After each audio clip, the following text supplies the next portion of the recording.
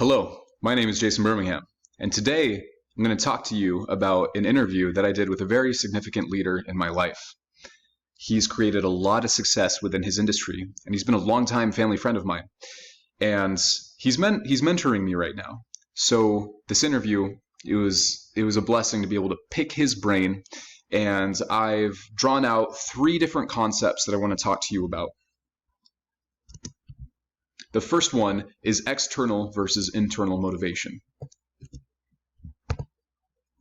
External motivation is needing to have somebody other than yourself motivate you to do an excellent job. My mentor likes to say that external motivation is a lot like Chinese food. It's really good for a short period of time. One form of external motivation is recognition, which is doing a good job at something because you know that you're going to be recognized in front of your peers for it. In the military, I've seen a lot of guys who abuse this. They only do a good job when people are watching them. The next form of motivation, or the next form of external motivation, is coercive power, which is the power to punish for non-compliance. This leads to the employee syndrome, and the employee syndrome is the employee or the worker who does just as much as they need to do to not get fired. External motivation allows for bystanders, which is only the second level of employee engagement. It's hard to lead bystanders because the leader has to work hard to find the right motivators to get them to do their job. Internal motivation. Internal motivation is sustaining. It's a sense of pride and a drive that comes from within yourself. You want to do an excellent job because of your own standards and because of your personal values. If you think about the movie Rocky, Rocky's wife wasn't able to motivate Rocky to be able to win the fight. That motivation had to come from within himself. That's the difference between external and internal motivation. Internal motivation is fueled by a vision. It's fueled by your own value structure, what you think should be in the world. And this is what leads people to become participants, activists, or diehards, rather than just bystanders. The next key concept is faith as it pertains to leadership. And we're going to talk about God-given vision. What does it mean to have faith in your vision? Well, it means knowing that what has been placed in your heart, the vision that's been placed in your heart, it's not just some wishful thinking, it's not some pie-in-the-sky dream. It's a vision that's been placed in your heart by God, that you have been given a role to play within His greater design, which is not only a privilege and a blessing, it's also a responsibility to make it happen. To do that, you need to have faith in God, because initially the vision is going to seem ludicrous. It's going to seem far off. It is going to seem like wishful thinking because there's not going to be a clear pathway on how to actually get there. Insecurities get in the way, just general obstacles get in the way.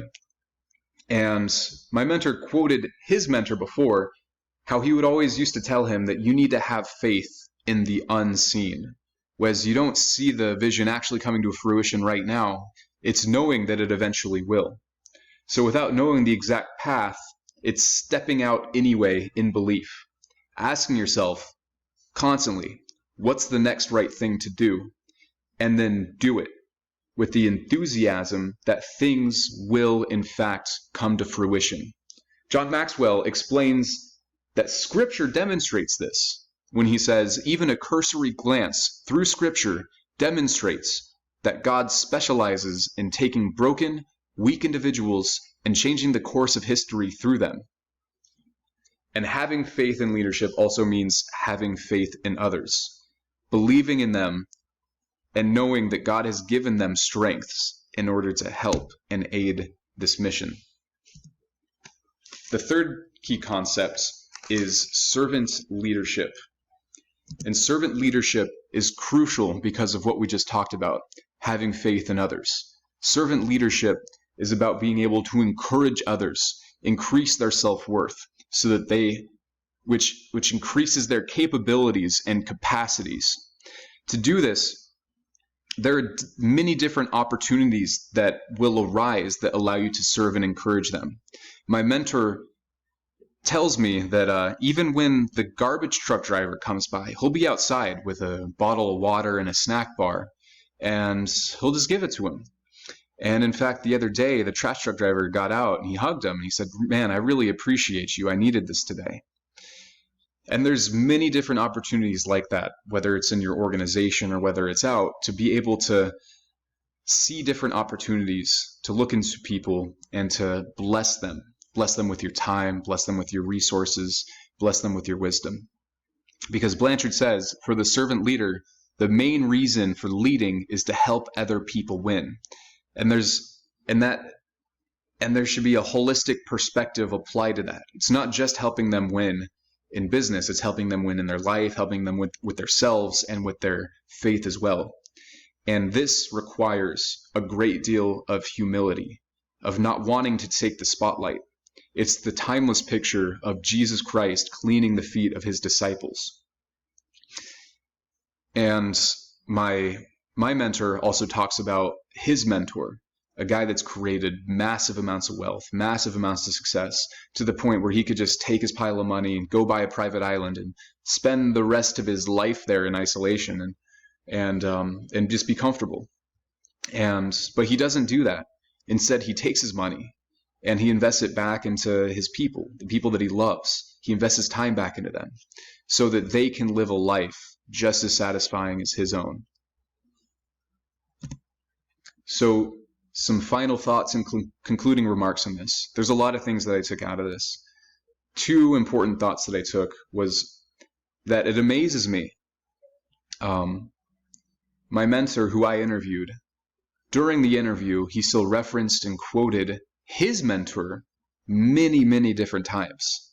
So it's really cool to see this guy and how he's still in submission to someone who's wiser and has more experience than him. It's cool to see that humility, and it humbles me. The next one is, it was really interesting to see how many opportunities there actually are to be able to serve and encourage other people. I never would have thought to give the trash truck driver, food and water, but even that can go a long way.